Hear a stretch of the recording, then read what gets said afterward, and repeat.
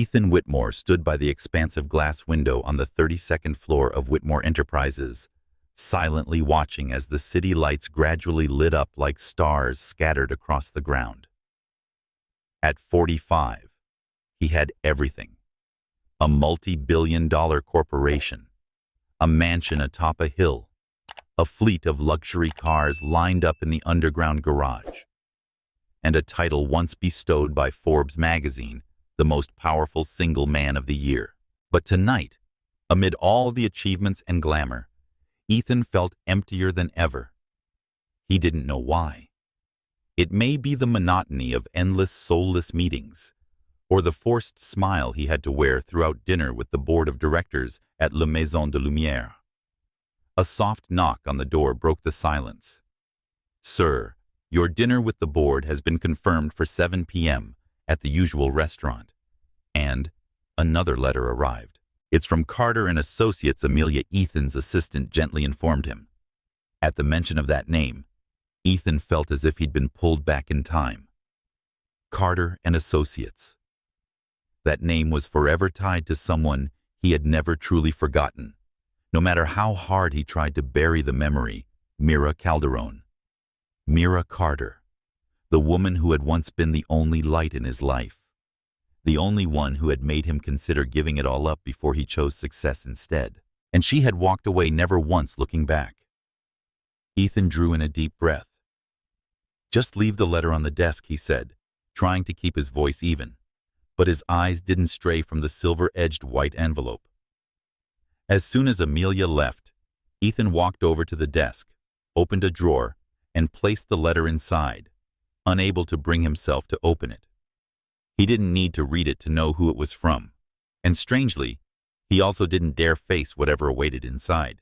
But that letter, though tucked away in a drawer, had already opened a crack. A fracture in the steel armor Ethan had spent years building around himself. La Maison de Lumière glowed with warm light beneath glittering crystal chandeliers. Classical symphonies played softly, creating an elegant and cold atmosphere. Ethan sat at the head of the long table, surrounded by influential individuals, conversations of finance, market strategies, and ambitious IPO plans. He smiled, raised glasses, made polite conversation, but his mind remained fixed on the envelope tucked away in his office drawer. "Real estate stocks. These past few months have been a joke," one board member laughed. "Unless it's Whitmore Enterprises, always at the top." The table erupted in laughter. Ethan joined in exactly as expected. But then his eyes froze. At a distant table in the corner of the restaurant, beneath the soft amber glow, Mira sat, still poised but soft in presence. Her dark hair was neatly tied back. Her gaze was calm. But what attracted Ethan wasn't just Mira, the 3 children sitting with her. One little girl in a yellow dress was doodling on a napkin with colored pencils. Another girl quietly read the menu to herself. And the boy with tousled hair and eyes so familiar, they made Ethan's chest tighten. Those eyes were his. He wasn't mistaken. 3 children, about 5 years old. Ethan stood up abruptly. His chair toppled backward, drawing the attention of the entire table. "I need a moment," he said, and quickly made his way toward the other table, heart pounding. When Mira looked up and met his gaze, she showed no surprise, no joy, no anger, just a calm, almost cold composure. "Mira," Ethan said softly, Are they... Mira didn't let him finish. "They're my children," she replied. Her voice was steady, but her eyes seemed to guard something unspoken. One of the girls looked up. "Mommy." "Who is that?" Mira didn't break eye contact with Ethan. "Someone I used to know," she answered shortly. Ethan felt his heart drop. He quickly did the math. 6 years since she left. 3 5-year-olds. This couldn't be a coincidence. They had to be his. "Why didn't you tell me?" he asked, trying to keep his voice steady. "Do you remember?" Ethan, Mira said. "After I left, I called you. Your number was unreachable. I sent letters. They were returned. You changed your number and your address. Your assistant said you didn't want to be disturbed. You chose your career, not me." Her voice remained soft, but every word cut like a blade. "If I had told you then," she continued, "would it have changed anything?" Ethan had no answer. The words on his tongue suddenly meant nothing. One of the girls tugged her mother's sleeve. "Mommy, I'm hungry. Can we get dessert now?" Mira stroked her daughter's hair, her eyes still fixed on Ethan's. "Of course, sweetheart. Pick something yummy." As the children giggled and studied the menu, Ethan looked at them as if witnessing a world he had never known.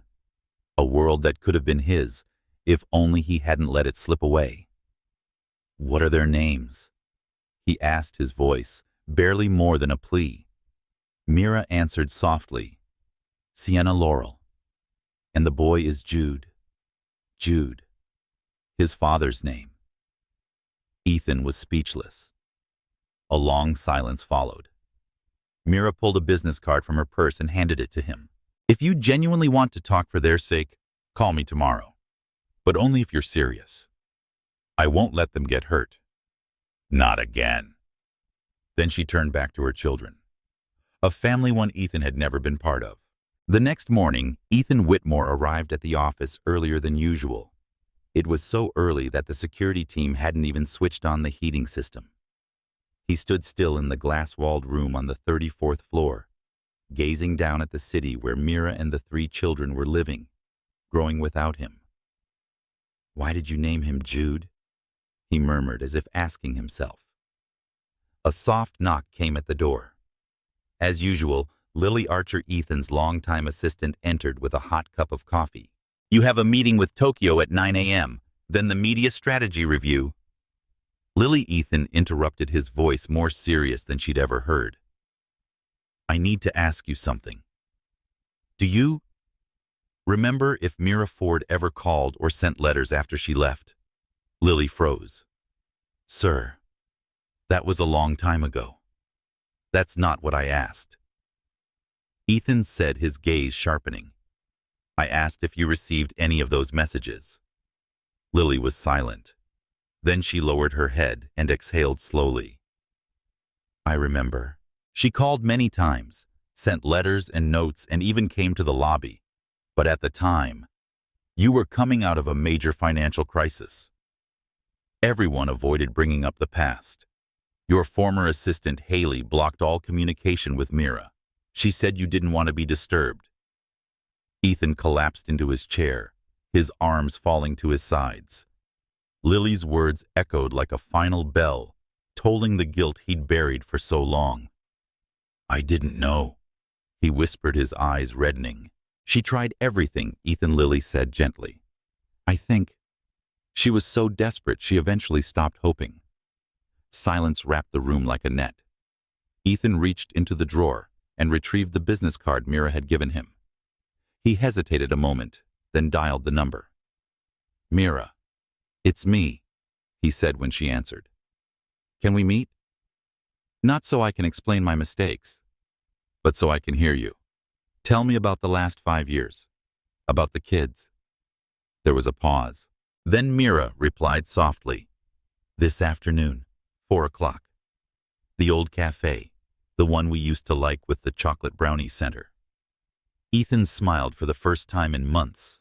That afternoon, the small corner cafe was filled with the scent of cinnamon and almonds. Mira arrived on time. The same gaze, calm but deeper now. "You want to hear about the last 5 years?" Mira asked without preamble. Ethan nodded. "Every day of it." Mira began speaking, not with tears, but with a steady voice, as if she had already told herself not to let emotion take over. "The day I found out I was pregnant, I panicked. I had no one, not you, not anyone. My family refused to help. They thought I was trying to hold on to a man who had abandoned me. I had to leave the city and live with an old friend. I did every job I could: cashier, tutor, grocery store clerk. When my belly grew too large, no one would hire me, so I packed online orders from home. The kids were born premature. I stayed in the hospital for over a month. Every day, I was terrified of losing them. And every night I wrote letters to you hoping that somehow they'd reach you one day. Ethan clenched his fists. Every word Mira spoke was a needle piercing his core. He had spent years locked inside the shell of success, blind to the most essential things slipping through his fingers. Mira. Ethan's voice cracked. I can't change the past, but if you'll let me, I want to change the future. Mira was quiet for a moment, then pulled from her bag an old yellowed envelope with familiar handwriting. To Ethan, if one day you're willing to read the letter I wrote to you 5 years ago. It was never opened. Could you read it?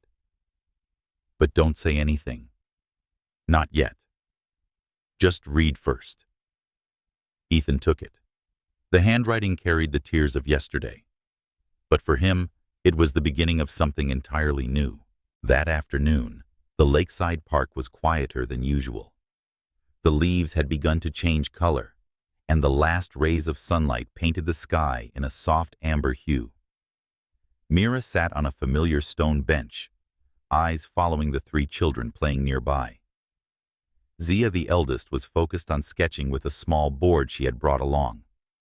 Ellie, her twin sister, was collecting leaves, trying to sort them by color. Autumn leaves level 1 to level 3, as she called them. The youngest, Jude, ran around a tree, singing incomprehensible lyrics aloud. As Ethan approached, his heart pounded out of rhythm. He took slow, cautious steps, afraid to shatter the moment's beauty. Mira signaled gently. Come here, but slowly. Today, you're just Uncle Ethan, a friend of Mom's. Ethan nodded. He asked for nothing more. Being near them and seeing his light reflected in their eyes was already a gift greater than anything he had ever had. Zia was the first to notice.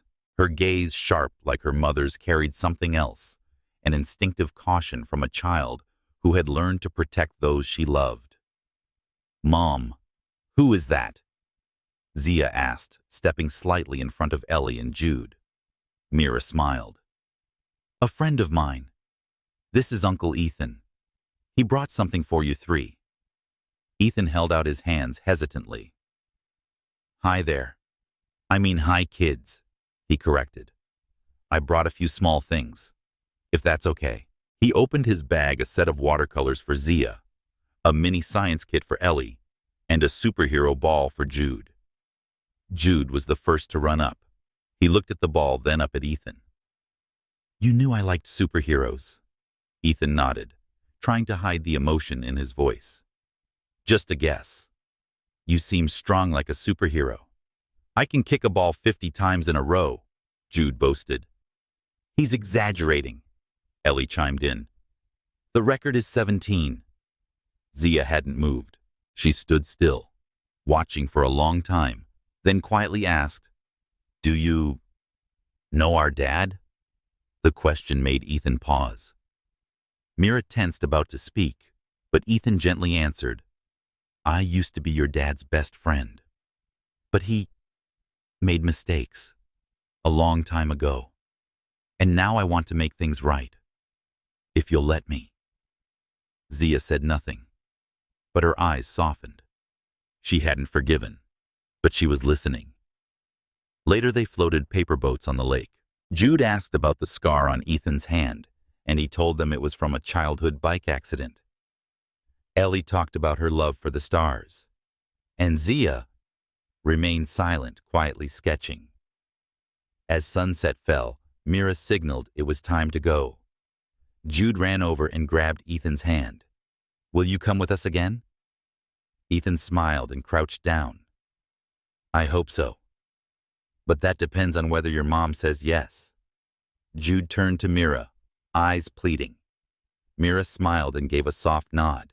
On the way home, Ethan walked beside the children. Suddenly, Zia handed him a piece of paper, her drawing from earlier. It showed 3 children and a man sitting on a bench. The man had hair like Ethan's, held a ball, and wore a smile. I just drew it, Zia said. I haven't colored it yet. Can I keep it? Ethan asked, eyes burning. Yes, but only if you promise to color it in with all the times you come to play. Ethan nodded, as if swearing an oath. The following weekend, Ethan was allowed to bring the 3 children to his new home for the entire afternoon. It was the first time Mira had agreed to let him watch them alone. He carefully prepared pizza for Jude, markers and drawing paper for Zia, and a mini telescope set for Ellie. Just as everything seemed perfect, a minor incident sparked their first real conflict. After lunch, Ethan stepped into the kitchen to clean up. When he returned to the living room, Zia's entire box of markers had been spilled by Jude, some uncapped and staining the carpet. Jude's Zia screamed, eyes brimming with tears. You ruined all my markers. Jude stood frozen still, holding an uncapped green marker. Ethan walked over, calm but firm. Hey, Jude, you can't take your sister's things without asking. Do you know, you just made Zia upset. Jude looked down. Before he could respond, Mira arrived early to pick up the kids sooner than expected. What happened? Mira asked, alarmed at the sight of Zia crying in Jude's pale face. Zia ran to her mother. He ruined all my markers. Look, Mom, ink's all over the carpet. Ethan was about to speak, but Mira went straight to Jude and knelt before him. Jude, are you okay? Did someone yell at you? Jude trembled and shook his head. Mira turned to Ethan, suspicion in her eyes. Did you raise your voice at him? No, Ethan replied calmly. I just reminded him he needs to understand how his actions affect others. Mira stood, her voice now edged. Jude's only 5, Ethan. He doesn't fully understand yet. You don't teach a child with stern looks and cold words. Ethan stayed composed, but his voice dropped. And you think defending him like this will teach him anything? What about Zia? She's hurt. You can't protect one child and forget the other 2. The room went still, frozen with tension. Zia stopped crying. Ellie stood in the doorway, clutching her sketchbook tightly. Then Ellie spoke softly, voice barely above a whisper. You always fight. Because of us. Mira and Ethan froze. Jude's eyes filled with tears. Zia stepped forward and gently took her brother's hand. It was at that moment that both adults realized. Even if they intended to protect the children the way they did, it only made them feel guilty and scared. Ethan sighed and walked over to Mira. You're right. I wasn't sensitive enough. Maybe I'm still learning how to be a father. Mira was quiet. She looked at the children, 3 tiny, fragile pieces of them both, and then replied gently, I'm learning too. Being a single mom for 5 years, I got used to doing things my way. Now with you here, I feel like I'm losing control. Ethan nodded. Then, let's start over. Together. Let's learn how to be parents the right way. That evening, after putting the kids to bed and soothing all 3 into a peaceful sleep, Mira sat alone on the balcony. The warm kitchen light cast a soft glow on an old photo album in her lap. There was a knock at the door. Ethan, I didn't want to leave things the way they were this morning. And stay silent, he said, hesitant. Mira nodded and opened the door. No anger was left, only a nameless exhaustion between 2 people who had once been very close and distant. Ethan sat on the chair across from her. Mira placed the photo album on the table and flipped through the pages. Did you know that when I was pregnant, I had to stay in the hospital for 2 weeks because of preterm labor? She began, eyes fixed on the page. Ethan said nothing. 3 babies. At once. My body felt like it was going to explode. But I still took on extra work tutoring at night because I had to pay rent. She flipped to another page, pointing to an old photo. Zia is asleep at her desk. A pencil dropped from her hand. Sweat marks on her cheek.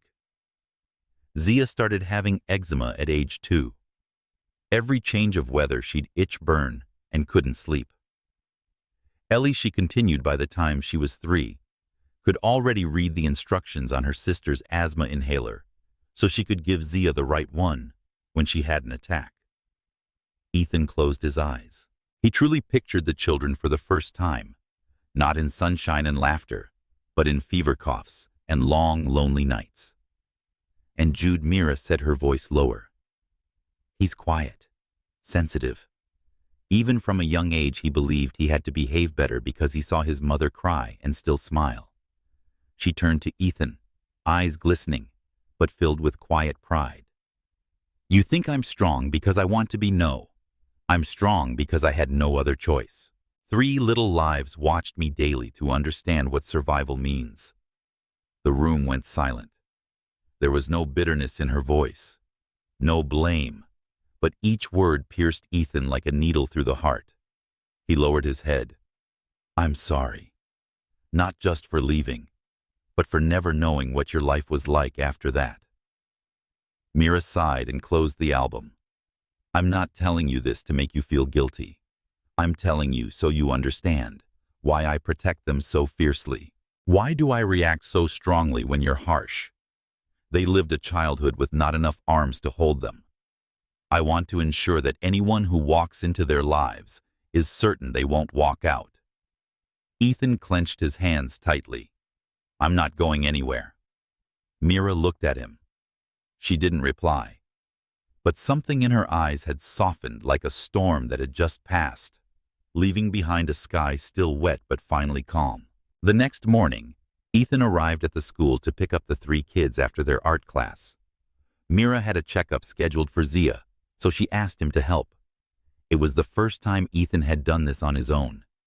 He waited outside the schoolyard, holding a bag of dried fruit snacks and cool juice boxes. When the bell rang, the children poured out like a swarm of bees from a hive. Then Ethan saw the 3 familiar but not quite familiar faces. Jude stopped in front of him, eyes cautious. Where's Mom? She asked me to pick you up today.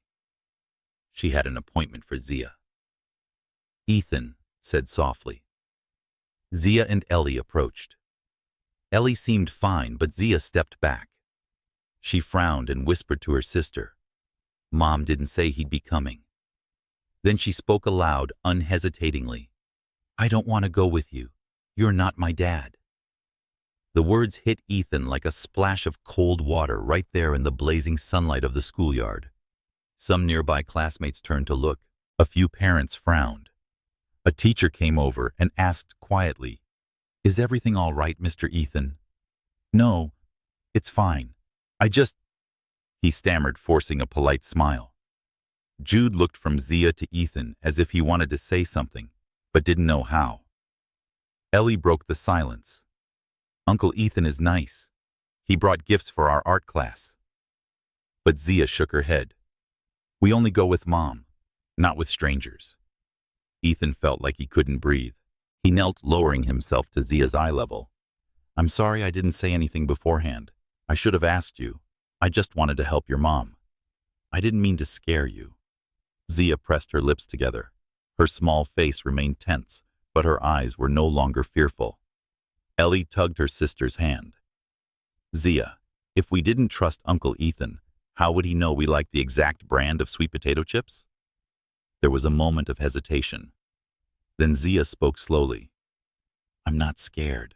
I don't know how long you'll stay. That sentence almost knocked Ethan's breath out. He nodded, voice tight.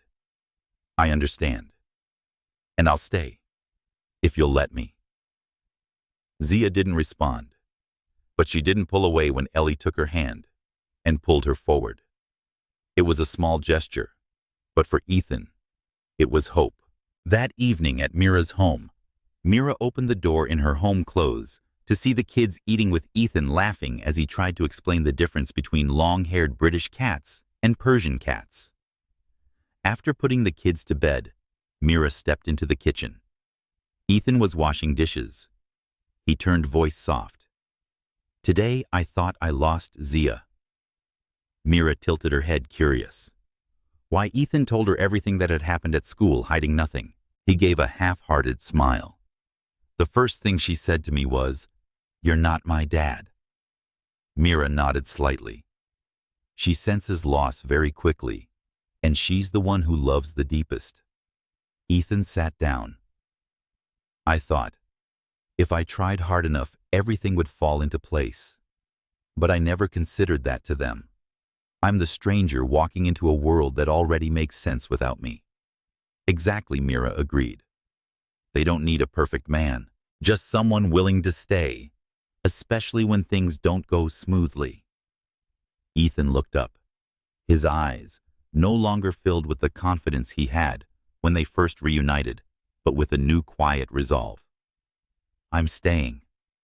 No matter how long it takes, no matter how many times Zia says no, I'm not leaving again. It was a rainy Sunday morning. Ethan arrived earlier than planned to pick up the 3 kids for their art class. Mira was still in the kitchen preparing breakfast. Jude was the first to come down, rubbing his eyes sleepily, but smiling when he saw Ethan. "Did you bring pancakes again?" Jude asked. Ethan held up a paper bag, still warm. Zia entered the living room, her eyes momentarily wary when she saw him. But this time, she didn't turn away. Ethan didn't say much. He gently handed her a warm cup of vanilla soy milk, the drink Mira once mentioned. Zia always liked when she wasn't feeling well. Zia took it. No thank you, but no rejection either. That was enough for Ethan. Instead of taking the kids straight home as planned, Ethan brought all 3 to a small bookstore Ellie once described as the place with the sparkliest fairy tale reading nook in the world. Ethan didn't ask Mira in advance, but this time he wasn't worried, because he was starting to understand the children not just follow the schedule. In the children's section, Ethan sat on the floor reading Why Whales Don't Sing in the Rain, a bizarre little story Jude picked out. Ellie leaned against his shoulder.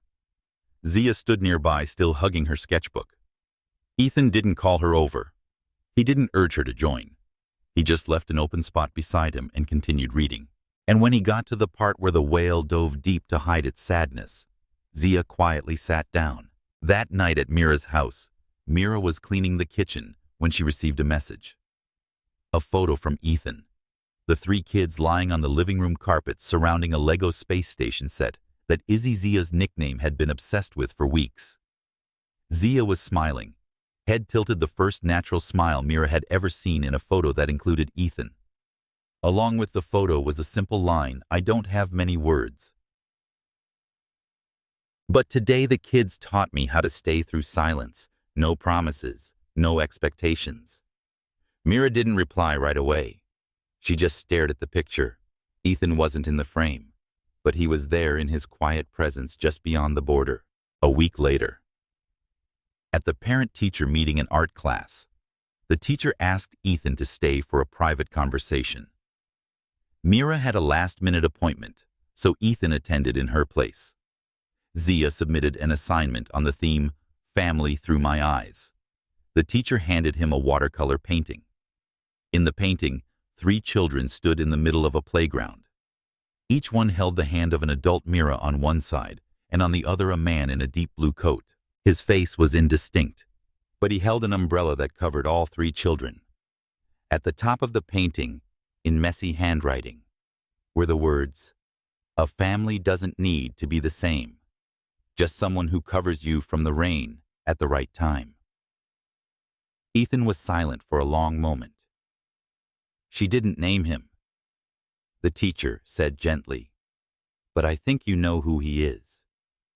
Ethan nodded, gripping the painting tightly. Once guarded and resistant, Zia slowly accepted Ethan through his patience and quiet consistency. She didn't speak much, didn't express herself openly, but her small gestures, sitting next to him, drinking the milk he brought, painting a figure with his presence, showed the softening beginning to bloom. Ellie, always the bridge, remained the one who helped close the gap between Zia and Ethan. Her gentle spirit and natural warmth lightened the atmosphere of the family.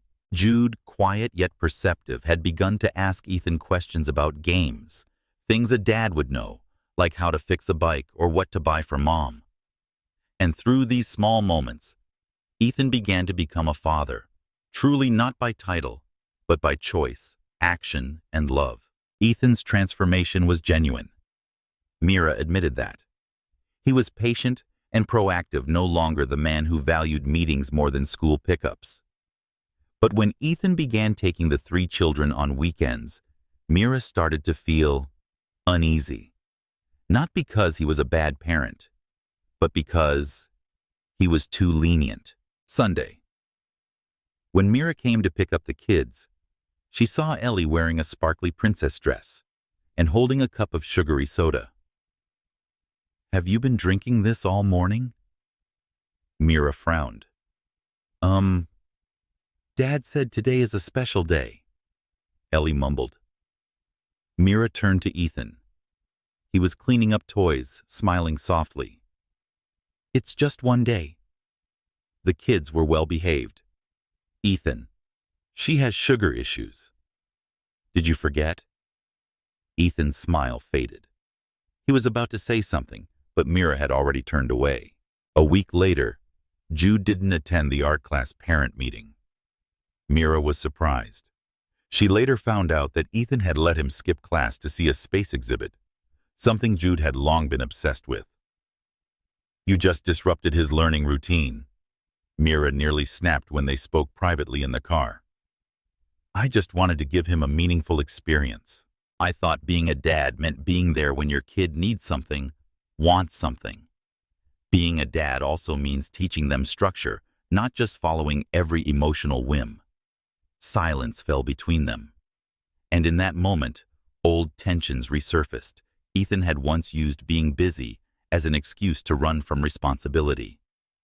Mira left to raise the children alone and had made everything revolve around control schedules and perfection because she couldn't afford to fail. Zia had a habit of writing in her journal whenever she felt anxious. After the fight between her parents, she wrote, "Today, Mom and Dad talked loud again.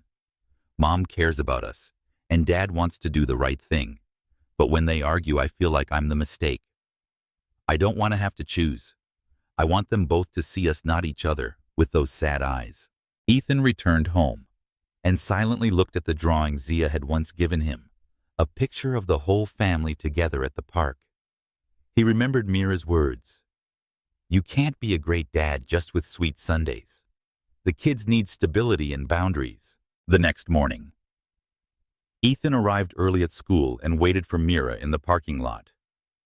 "I'm sorry," Ethan said as she stepped out. "I think I've been trying to do everything I never did before. But I didn't realize that sometimes less is more. Mira, if you're willing, teach me. I don't just want to be their friend. I want to be a real father." Mira looked at him for a long moment. She didn't say anything, but she nodded. Just when everything began to settle, a new storm surfaced. This time, it wasn't about parenting differences, but about a part of the past that had never been fully revealed. One afternoon, after Mira picked the children up from school, she received a call from an unknown number. "Ms. Mira Ford. This is Karen, from the former law office of Ethan Quinn. I know it's not my place to bring this up again, but I think you need to know that Ethan once signed a denial of paternity document 6 years ago. It was submitted by his former assistant at the time." Mira froze. Ethan denied being the father, but he had said he never knew about the children.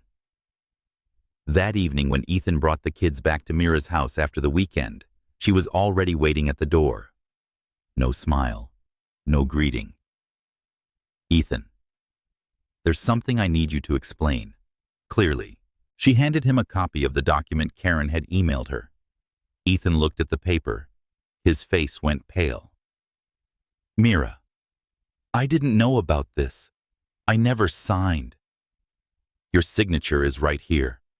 The date matches exactly when I was trying to reach you, when I was most desperate. And you're saying you didn't know anything?" Ethan held the paper, his confused eyes slowly turning to fury. This is my signature." "But Mira, I swear I never saw this document. I never signed a denial of paternity form." Mira turned away, eyes red with tears. "I believed you had changed, Ethan. But maybe I'm still the fool for wanting to believe one more time. That night, Jude, the quietest of the three children, heard his mother's trembling voice as she talked. He wrote in his journal, "I don't understand what grown-ups are thinking, but I hate seeing Mom cry. Dad said he wouldn't leave again.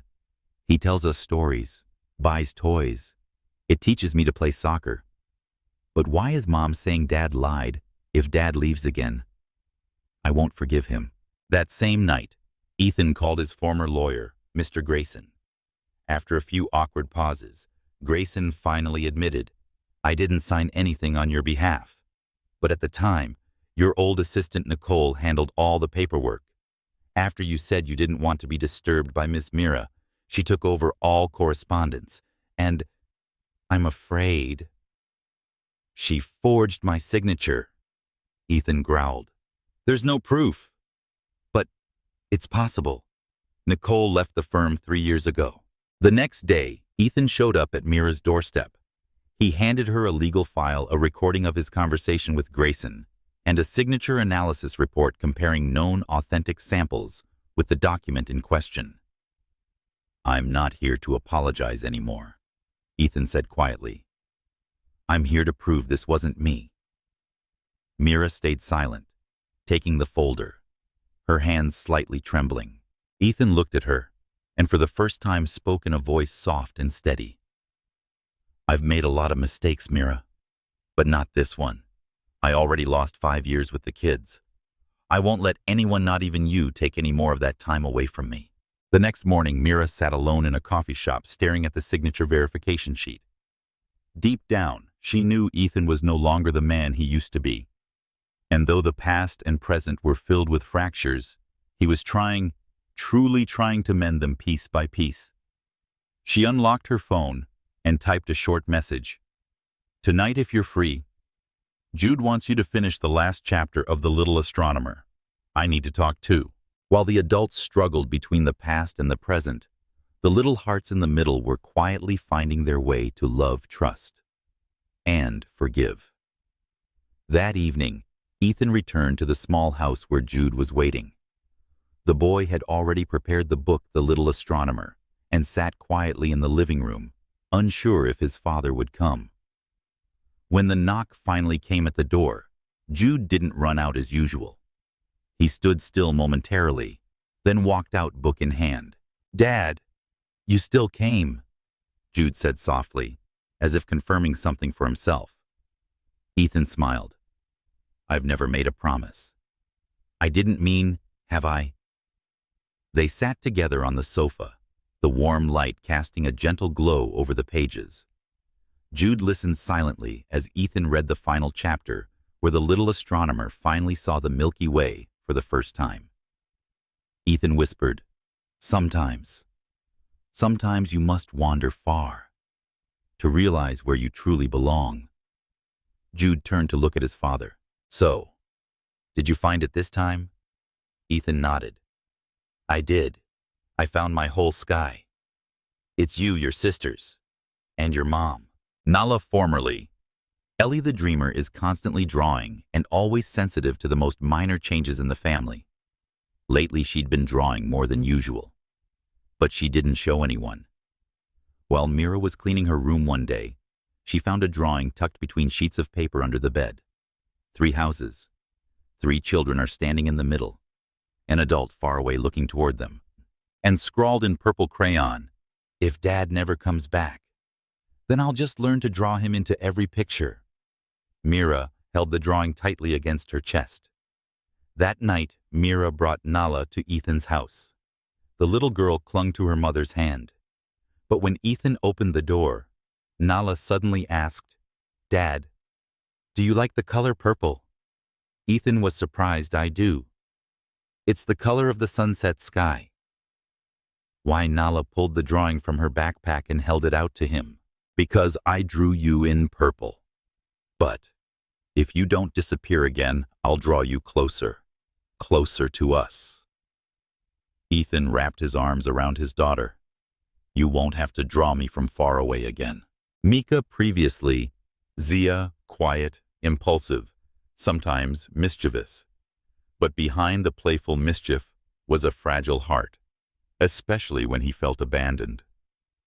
One morning, as the family was getting ready for an outing, Ethan saw Mika's small backpack tied up tightly with a drawstring and a note taped to the outside.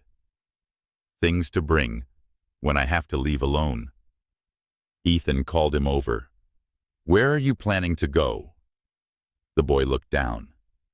"I don't know, but I don't want to be caught off guard if Dad disappears again." Ethan knelt and opened the bag. Inside were just a water bottle, an empty lunchbox, and a photo of the whole family at the park. Ethan pulled his son into a hug. "You don't have to run anywhere. I'm not going anywhere again. No matter what happens, I'll be here. Every day." That evening, Mira invited Ethan to stay for dinner for the first time since the misunderstanding.